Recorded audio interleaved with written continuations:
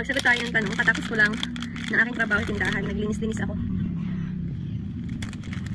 Kopya tayo. Ako palagi akong kopya na malaki ang benta bago mag-close.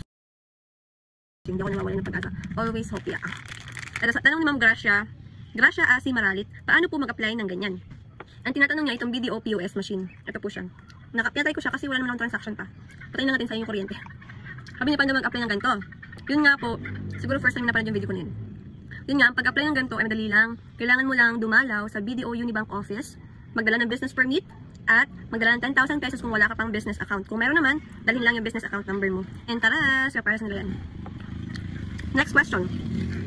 From Jolo Miyamira. Pwede po ba ganyan? Pwede po ba sa ganyan mag-withdraw gamit credit card? No. Debit card lang po. Savings account lang po. O yung mga, paano ba sabihin yun? Pwede yung mga checking account. Yun dun pumapasok yung salary mo. Pwede rin yung mga ayuda ng gobyerno na ATM machine ang gamit, ATM card ang gamit. Gaya ng 4-piece na land bank card. Diba? DA na card, yung sa farmers, pwede po yun. Checking account. And debit card. O yung ginagamit mo para sa savings mo. And kay JV G. Sally. Tanong niya, Ma'am, ano po requirements para mag-apply? Yun nga pang requirements, business permit and business account. Yun lang. Tapos pumunta lang kay BDO. Ang papasasan nila yun.